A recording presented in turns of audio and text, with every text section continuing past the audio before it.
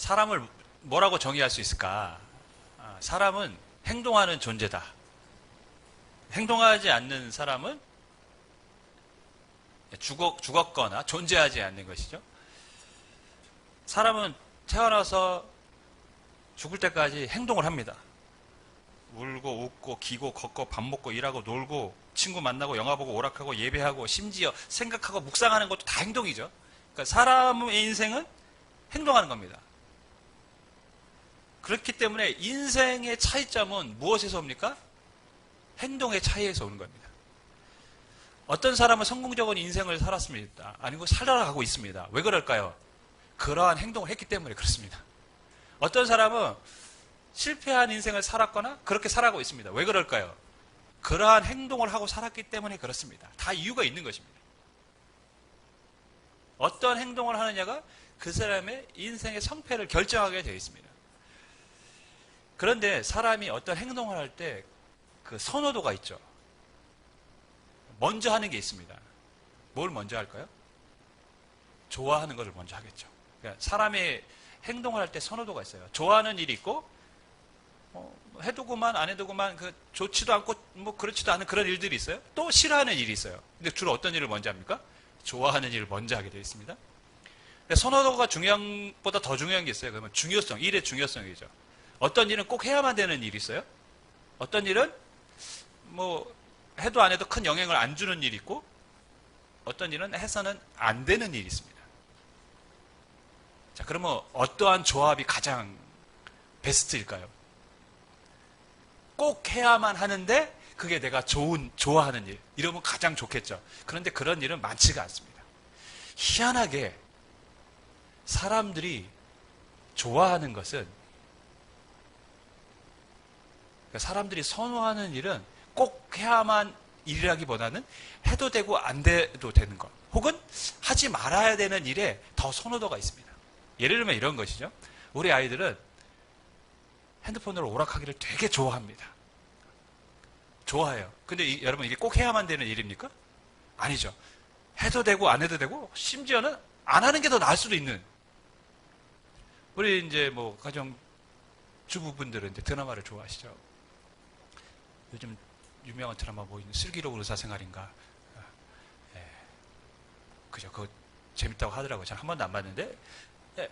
드라마 보는 거 나쁘다고 얘기하는 게 아니라 그거는 반드시 해야 되는 일은 아닙니다. 그죠? 해도 되고 안 해도 되는 일. 근데 반드시 하죠. 좋아하니까. 이게 참 신기한 게 사람이 선호하고 좋아하는 일들은 반드시 해야 되는 일보다는 오히려 해도 되고 안 해도 되는, 심지어는 안 하는 게 더 나은 것 같은 일에 더 선호를 갖고 그 일을 행한다는 것입니다. 그렇기 때문에 실은 좋은 인생이 될 수 없는 것입니다. 해야만 일을 하지 않기 때문에. 여러분, 차가 달리는데 기름이 셉니다.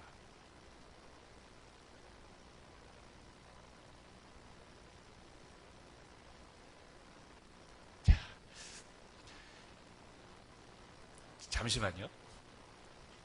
저기서 자꾸 사인을 주면 제가 난감해집니다. 뭔 말인지 못 알아듣겠어요. 차가 달리는데 기름이 새요, 여러분.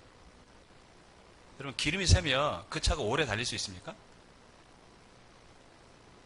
차는 엔진을 돌리는 데만 사용이 돼야 돼요. 그래야 차가 오래 갑니다. 그 경제적입니다. 근데 차가 연료 탱크에 구멍이 나서 기름이 새고 있습니다. 그럼 그 차는 오래 가지 못합니다. 제가 무슨 말을 하고 싶냐면 우리가 해야 할 일을 하지 않고 하지 않아도 되는 일에 우리가 뭔가를 하고 있다며 쓸데없는 일에 에너지를 낭비하고 있는 삶을 살고 있다는 것이죠. 지금 우리가 그렇게 살아가고 있을 수 있어요. 쓸데없는 일에 에너지를 낭비하는 인생이 좋은 인생이 될 수 있을까요? 그건 결코 좋은 인생이 될 수 없다는 것이죠. 그렇기 때문에 중요한 것은 뭡니까? 중요한 일이 먼저 무엇인지를 알고 거기에 우선순위를 두면서 살아야 한다는 것이죠. 오늘 이 본문에 아나니아와 바나바라는 사람이 나옵니다. 사울의 인생에 있어서 아주 결정적인 영향을 미친 두 사람입니다. 뿐만 아니라 하나님께 쓰임받은 두 사람이죠. 도대체 이 사람들은 어떠한 기준을 갖고 행동을 했기에 한 사람의 영향을, 한 사람의 삶의 변화를 시키는 그런 영향력을 행사했고, 더 나아가서 하나님의 쓰임받는 사람이 되었을까요? 오늘 우리가 말씀을 통해서 한번 살펴보도록 하겠습니다. 우리가 아는 것처럼 다메섹으로 가는 도중에 사울이 길에서 큰 빛이 임하고 두려워서 엎드려졌습니다. 그리고 주님의 음성을 듣습니다. 사울아, 사울아, 네가 왜 나를 핍박하느냐? 주여, 누구이십니까? 당신 누구십니까? 누군데 나한테 이런 말을 하는 겁니까? 나는 네가 핍박하는 예수라. 네, 사울이 쇼킹을 받았습니다. 왜? 부활하신 예수는 거짓이라고 생각했는데 부활하신 예수님이 자신에게 지금 말씀하고 있는 것이죠. 그 순간 사울은 큰 빛으로 인하여서 오늘 성경을 보면 앞을 보지 못하겠습니다. 8절 9절을 보면 사울이 땅에서 일어나 눈은 떴으나 아무것도 보지 못하고 사람의 손에 끌려 다메섹으로 들어가서 사흘 동안 보지 못하고 먹지도 마시지도 아니하리라. 예수님을 만나고 난 다음에 사울에게 변화가 생겼어요. 먼저는 신체적인 변화죠. 뭡니까? 앞을 볼 수가 없었어요. 아마도 큰 빛 때문에 눈에 이렇게 장애가 생긴 것으로 판단됩니다. 앞을 보지 못했어요. 근데 앞을 보지 못한 것은 자기의 의지적인 행동이 아니에요. 그죠? 빛 때문에 인해 자신이 못 보게 된 거라는 것이죠. 그런데 그 다음 뭡니까? 사울이 다메섹으로 들어가서 사흘 동안 보지 못하고는 거는 자기의 의지가 아닙니다. 하지만 먹지도 마시지도 아니했다라고 했어요. 아니했다라는 건 뭐죠? 먹지도 마시지도 못했다가 아니라 앞이 안 보여서 먹을 수도 없었고 마시지도 못했다가 아니라 먹지도 마시지도 아니했다라는 것은 자기가 의지를 갖고 안 먹었다라는 얘기거든요. 그럼 이런 그림이 연상이 되죠. 앞을 보지 못해서 어떤 사람의 손에 이끌려 다메섹의 한 집에 들어갔습니다. 근데 그 집에 가서 사람들이 앞을 못 보기 때문에 음식을 갖다 준 거예요. 이렇게 먹으라고. 근데 사울이 안 먹었다는 거예요. 사흘 동안. 무엇을 짐작할 수 있습니까? 사울이 받은 충격이 엄청나게 컸음을 알 수 있습니다. 한 끼만 여러분 밥을 안 먹어도 배가 고픕니다. 한 끼만 안 먹어도 배가 고파요. 제가 대학 다닐 때 CCC 3박 4일 금식 수련회 갔다 왔는데 제가 한 번 가고 다시는 안 갑니다. 다시는 안 갔어요. 너무 힘들어요. 여러분 한 끼만 하루만 굶어도 사람이 참을 수가 없어요. 그런데 사흘 동안을 자신이 의도적으로 음식을 먹지 않았다? 그만큼 사울은 정신적인 충격을 받았다는 것이죠. 왜냐하면 사울은 지금까지 살아왔던 자신의 전 인생을 부정해야 되는 거예요. 유대교에서 받았던 그의 신앙, 하나님에 대한 믿음, 그리고 그 믿음을 통해서 했던 자신의 행동들 다 뭐 해야 됩니까? 잘못되고 부정해야 되는 거예요. 내가 지금까지 인생을 헛산 거예요. 이런 충격일 수도 볼 수 있습니다. 결혼을 했는데 아내랑 같이 혼자 살았는데 나중에 보니까 아내는 이미 다른 남자랑 결혼해서 사기 결혼을 했다. 이럴 때 10년 뒤에 남편이 알았다 그러면 얼마나 충격받습니까? 사울의 지금 상황이 그런 겁니다. 엄청난 데미지를 받았습니다. 먹을 수가 없어요. 마실 수가 없습니다.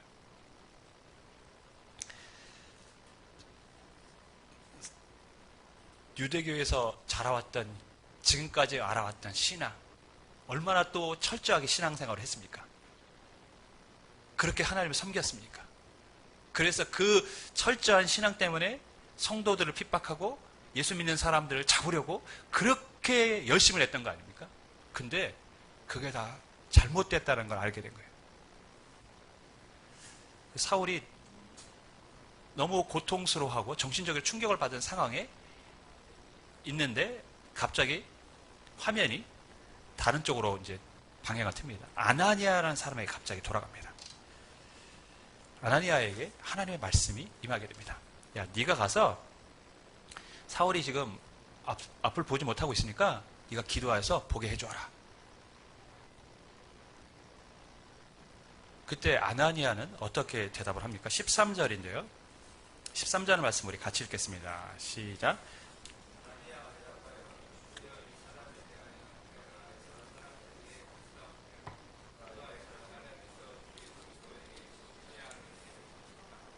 주여 이 사람에 대하여 내가 여러 사람에게 듣사온즉, 이미 이 사울이라는 사람에 대한 이야기는 모든 사람들에게 퍼졌다는 거죠. 즉 사울의 악명이, 사울이 얼마나 독하게 그리스도인들을 핍박하고 그들을 잡아들이려고 하는지 그 사울의 악행이 다 알려졌다는 얘기예요. 그래서 적지 않은 성도들에게 해를 끼쳤다. 주의 성도에게 적지 않은 해를 끼쳤다. 그러니까 그가 행한 일들이 얼마나 심했는지 이미 사람들이 다 알고 있습니다. 무슨 말이죠? 그런데 왜 나를 가라고 하십니까? 아나니아 입장에서는 사울에게 가서 그의 눈을 뜨게 하라라는 주님의 말씀, 명령이 납득이 안 가는 거예요. 제가 왜 근데 가야만 하죠?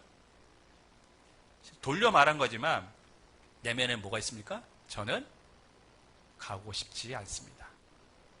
저는 하고 싶지 않습니다.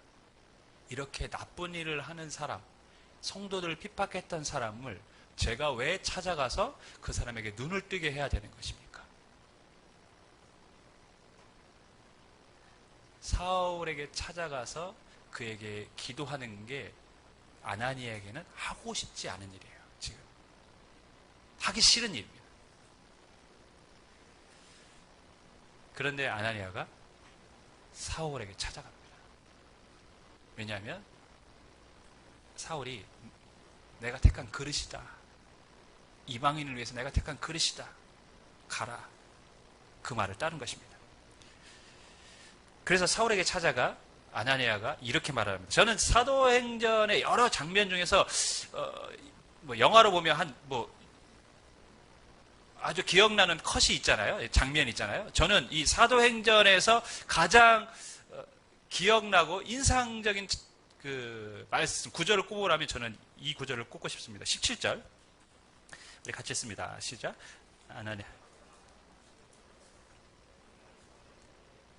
형제 사울아, 죽은 내가 예수께서 나를 보내어 너로 다시 보게 하시고 성령으로 충만하게 하신다 하니, 형제 사울아, 형제 사울아. 방금 전까지만 해도 뭐 했습니까? 저는 가기 싫습니다. 이랬는데 사울 앞에 서서 뭐라고 얘기합니까? 형제 사울아, 예수께서 나를 보내어 너로 다시 보게 하시고 성령으로 충만케 하시길 원한다. 형제 사울아, 예수께서 나를 너에게 보내셨다. 저 사울의 입장에서 이 말씀을 들었을 때 저는 개인적으로 굉장히 소름 돋았을 것 같아요. 일단 자신을 형제로 불러주는 것 자체가 놀랍고, 예수께서 나를 너에게 보냈다. 여러분, 아나니아는 사울의 잘못을 너무 잘 알고 있어요. 그래서 가기 싫어했습니다. 그런데 형제라고 부르고 있습니다. 내가 아는 사람들에게 위협을 하고 박해를 했던 사람을 형제라고 부를 수 있을까요? 쉽지가 않습니다. 주님이 용서하셨기 때문에 아나니아는 형제로 받아들인 것입니다. 주님이 용서하셨다. 나도 용서해야 된다. 주님이 자녀로 부르셨다. 그러면 이 사람은 나의 형제이다. 아나니아는 그래서 형제라고 합니다. 형제 사울아. 여러분, 아나니아가 사울의 인생에 결정적인 변화를 줄 수 있었던 인물이 되고 하나님께 쓰임받을 수 있었던 이유가 무엇이냐? 그는 하고 싶지 않은 일이지만 순종하는 용기가 있었기 때문에 그렇습니다. 하고 싶지 않은 일. 사도행전에 보면 아나니아라는 이름을 가진 사람이 3명이 등장합니다. 5장에 우리가 아는 아나니아와 삽비라의 아나니아. 잘 알죠? 하나님 앞에 거짓을 하려고 했다가 심판을 받아서 죽었습니다. 또 9장의 아나니아, 사울을 변화시키고 하나님 앞에 쓰임받은 인물. 또 23장에 보면 대제사장 아나니아가 나옵니다. 바울을 신문하고 바울이 그 과정에서 예수 그리스도를 변호하자 누가 바울의 입을 쳐라 라고 말한 아주 악한 사람 중에 한 사람입니다. 아나니아가 세 사람 나오는데요. 세 사람 중에 괜찮은 사람은 딱 9장에 나오는 아나니아 한 사람입니다. 같은 이름이지만 그러면 어떻습니까? 전혀 다른 삶을 살았어요. 거짓을 하다가 심판받은 사람 있고 23장의 아나니아 하나님을 대적했고 9장의 아나니아는 하나님 앞에 쓰임받으며 한 사람을 변화시키는 데 있어서 결정적인 영향을 끼쳤습니다. 왜 그랬을까? 하기 싫지만 그는 순종할 수 있는 용기가 있었습니다. 우리에게도 이런 용기가 필요합니다. 왜냐하면 우리의 인생에는 하고 싶지 않은 일들이 많거든요. 나에게 상처를 준 사람, 미워하는 마음이 있습니다. 여러분, 그죠? 용서해야 되는 거 알지만 용서하고 싶지 않을 때가 있어요. 그게 사람의 본성이 그렇습니다. 학생, 공부하고 싶지만 별로 해야 하지만 하고 싶지 않아요. 되게 싫어해요. 하기 싫다고 안 하면 어떻습니까? 아무것도 할 수가 없습니다. 좋은 인생을 살 수가 없습니다. 저는 인생이 변하지 않고 정체되거나 아니면 퇴보할 수밖에 없는 이유는 뭐냐? 하기 싫은 일을 해야 하는데 그것을 할 수 있는 용기가 없기 때문에 그렇습니다. 안 해야 되면 어떻게 됩니까? 절제를 해야죠. 근데도 절제를 못해요. 좋으니까, 재밌으니까. 그래서 인생에 변화가 없는 것입니다.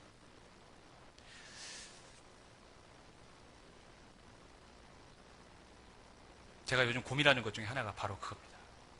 우리의 삶을 바꿔야 한다. 맹모 삼촌지교라고 맹자의 어머니가 맹자의 교육을 위해서 이사를 했습니다. 왜 그랬을까요? 환경이 중요하기 때문에 그랬습니다.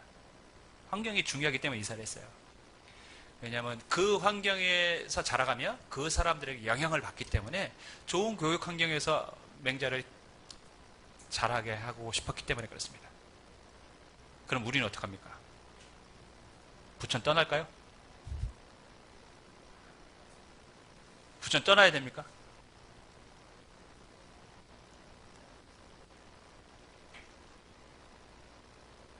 실은 우리의 삶을 변화시키는 가장 중요한 요소는 뭐냐? 그것은 우리의 행동을 바꾸면 됩니다. 지금까지 우리가 살아왔던 이 지역이나 혹은 주변의 사람들과 같은 모습, 같은 습관대로 살아간다면 똑같아질 수밖에 없는 거죠. 달라질 길이 없어요, 여러분. 그래서 맹자의 어머니는 이사를 간 겁니다. 하지만 우리는 이곳에 있는 이유를 알아야 돼요. 그들과 동화되기 위해서 있는 것이 아니라 그들을 바꾸기 위해서 있는 거예요. 그럼 무엇을 해야 됩니까? 우리가 바뀌어야 돼요, 먼저. 우리가 행동을 바꾸는 거예요. 하고 싶지 않은 일, 세상 사람들이 똑같은 행동이 아니라 그들은 이런 일 하고 싶지 않지만 우리는 그 일을 해야 하는 거예요. 그때 변화가 나타나기 시작하는 것입니다. 개인이 변하고 가정이 변하고 교회가 변하는 것입니다. 사람의 인생에 있어서 하고 싶지 않은 일이 얼마나 많습니까? 그죠? 한데 하고 싶지 않은 일이지만 해야만 하는 일들도 많습니다. 우리는 그것을 해야 하는 것이죠. 아나니아는 하고 싶지 않은 일이었어요. 바울에게 찾아가는 것. 하지만 분명히 그 일은 해야만 하는 일이었어요. 주님의 명령이었기 때문에. 그래서 그 일에 순종했습니다. 그런 용기가 있었어요. 사울의 생에 결정적인 영향을 끼친 또 한 사람이 이제 나오죠. 바나바입니다. 바나바는 어떻게 사울을 도왔습니까? 그는 적극적으로 사울을 변호하였습니다. 27절 말씀을 우리 같이 읽습니다. 시작.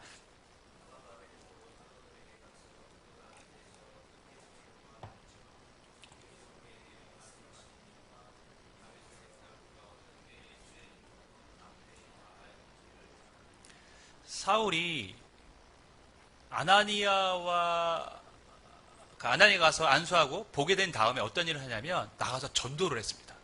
그러니까 아나니아로 인하여서 사울은 확신을 갖게 된 것이죠. 그러니까 다메섹에서 만난 부활하신 예수님이 내가 만난 진짜 부활하신 예수님이고, 그렇기 때문에 이제 나는 그 부활하신 주님을 전해야 된다는 확신이 생겼던 거예요. 그래서 사울이 아나니아와의 만남 이후에 나가서 복음을 전합니다. 사울이 완전히 달라진 거죠. 그러니까 아나니아는 정말 사울의 인생에 있어서 정말 결정적인 영향을 미친 한 사람이 분명합니다. 그런데 문제는 뭐냐? 예루살렘에 와서 주의 제자들과 교제를 나누고 싶은데 사람들이 사울을 어떤 눈으로 봅니까? 믿지 않는, 편견을 가진 눈으로 보는, 의심의 눈초리로 보는 거예요. 쟤가? 쟤를 어떻게 믿지? 그래서 저는 이해가 가요. 여러분, 신천지 이번 이 사태로 막 우리가 신천지가 드러났는데 어떤 사람이 나 이제 신천지 떠납니다 하고 우리 교회에 왔어요. 나 이제 진짜 하나님 섬깁니다. 왔으면 여러분 우리가 여러분 잘했습니다 이렇게 할 것 같습니까? 아니면 제가 뭔가 수작이 있어서 여기 왔을까 이렇게 볼까요? 아마 우리도 의심의 눈초리로 바라볼 거예요. 쟤 뭔가 있지 않을까? 또 성도를 빼내가려고 여기 온 거 아닐까? 그러니까 사람들, 예루살렘에 있는 사람들의 입장에서는 사울이 변화됐다는 것에 대해서 확신을 가질 수도 없고 사울이 하는 저 행동에 대해서 신뢰를 줄 수가 없는 거예요. 그러니까 의심의 눈초리로 바라보고 교제를 하는 거에 꺼려합니다. 그때 이제 누가 나옵니까? 바나바라는 사람이 나와가지고 사울이 어떻게 해서 주님을 만나게 되었고 그가 다른 지역에서 어떻게 예수님을 전했는지를 상세하게 설명을 하는 겁니다. 그러니까 적극적으로 뭐합니까?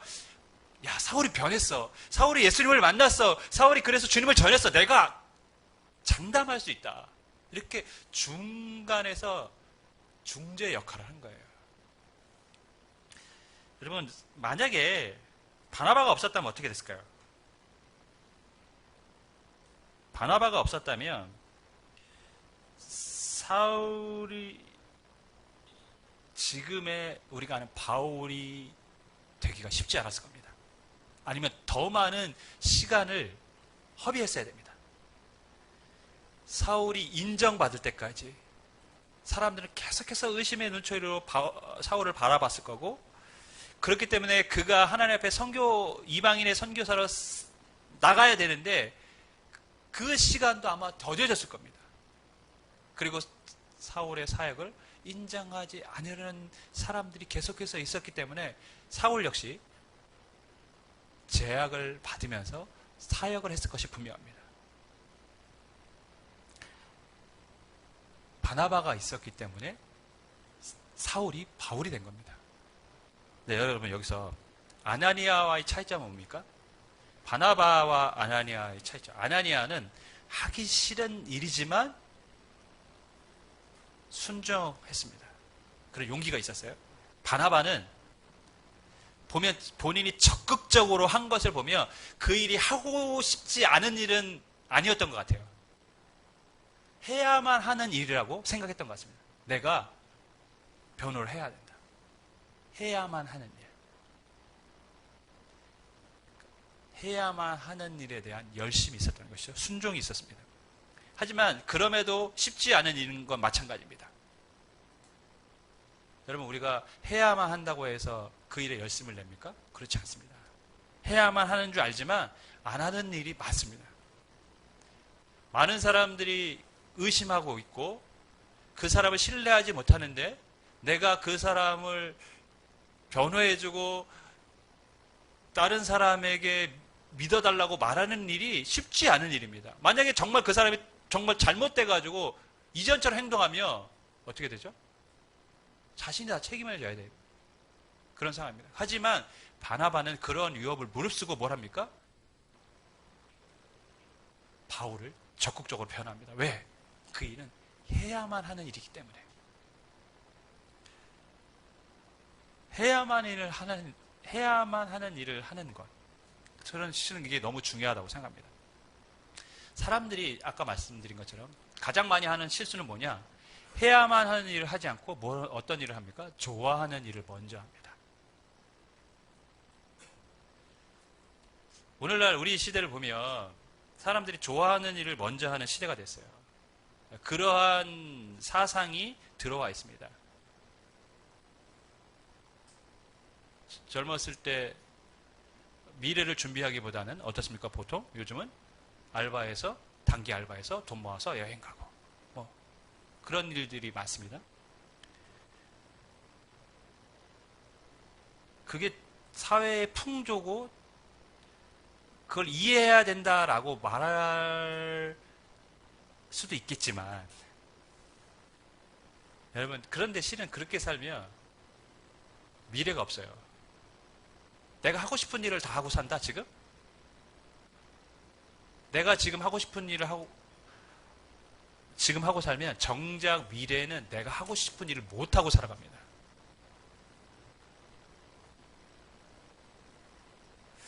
여러분, 내가 하고 싶은 일을 다 하는데 미래가 내가 원하는 대로 밥상이 딱 차려진다. 얼마나 좋을까요? 그죠? 지금 내가 하고 싶은 일을 다 해도 미래도 내가 원하는 대로 하고 싶은 일이 다 나에게 주어진다. 얼마나 좋을까요? 그러나 그런 인생은 없습니다, 여러분.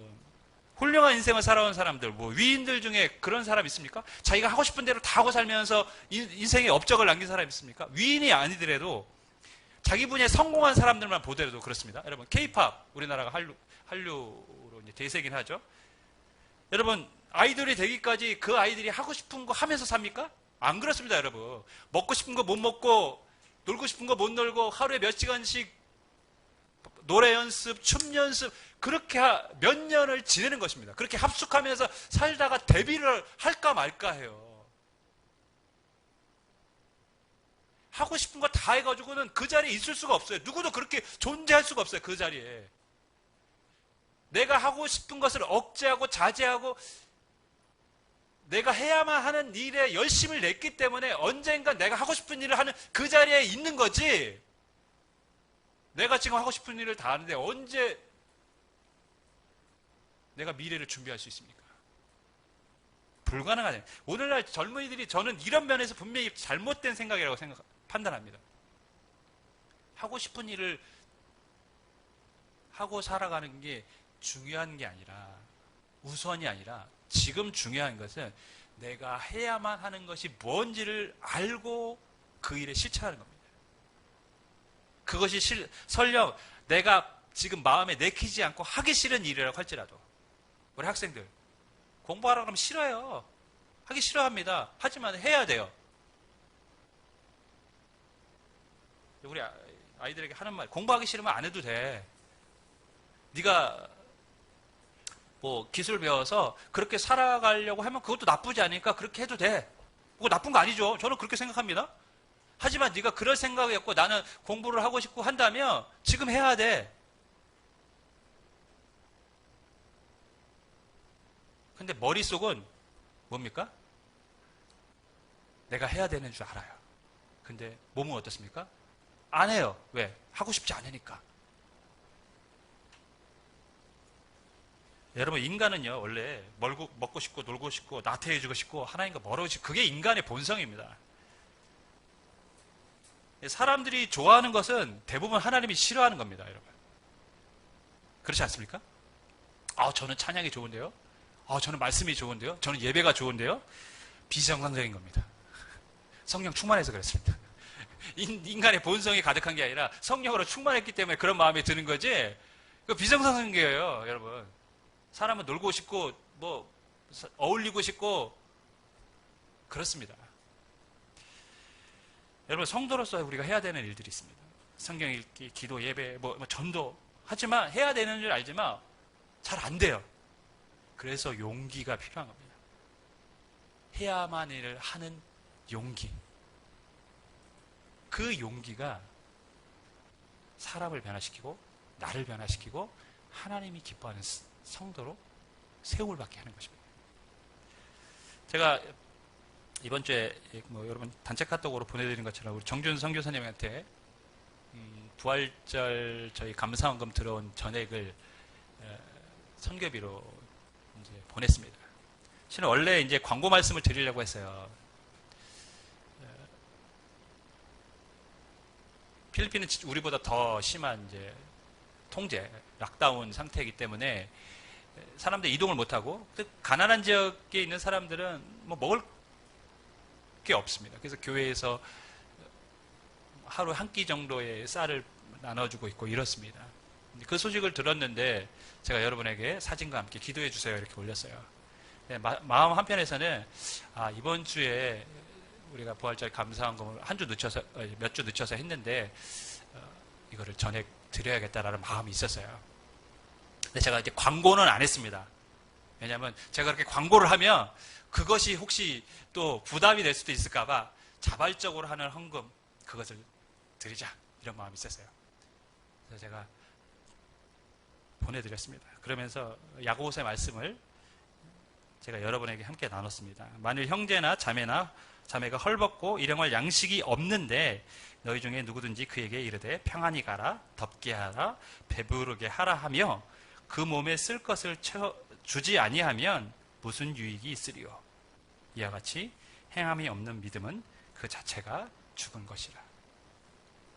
배고파하고 끼니를 때우기 힘들어하는데 기도해 주세요 라고 말하는 것은 무슨 유익이 있을까요? 물론 기도가 필요 없다라는 얘기가 아닙니다.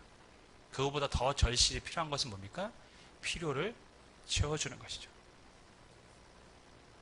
행함이 없는 믿음은 그래서 죽은 믿음이라고 성경은 말씀합니다.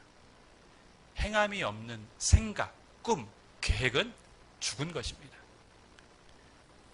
아무리 많은 생각과 꿈과 계획이 있어도 결국에 행동하지 않는 것은 아무짝에도 쓸모가 없습니다. 망상입니다. 공허한 겁니다. 내가 원하는 것은 누구나 할 수 있어요. 내가 하고 싶은 일은 하지 말라고 해도 해요. 오락 하지 말라고 해도 합니다. 그죠? 드라마 보지 말라고 해도 다 찾아봐요. 오늘 못 보면 인터넷 통해서라도 유튜브 통해서라도 다 찾아봐요. 하고 싶은 일은 그렇게 다 해요. 근데 하고 싶은 일만 해가지고는 제가 말씀드리면 변화가 될 수 없다는 거죠. 인생은. 주님이 뜻이라면 이게 주님이 우리에게 원하시는 길이라면 내가 하고 싶지 않다고 해도 할 수 있는 용기가 필요한 거고 주님이 원하시는 것이라면 해야만 하는 일이라면 그것은 할 수 있는 용기와 결단이 필요한 것입니다. 그것이 인생을 바꾸는 것입니다. 여러분, 저는 우리가 인생이 좀 달라지길 바랍니다. 우리 인생 달라질 수 있습니다. 저는 그렇게 믿습니다. 어떻게 행동하느냐. 분명히 이전과 다른 우리의 삶을 만들어 놓을 줄 믿습니다. 우리 옆 사람에게 이렇게 인사하겠습니다. 당신의 인생도 달라질 수 있습니다. 이렇게 인사하겠습니다.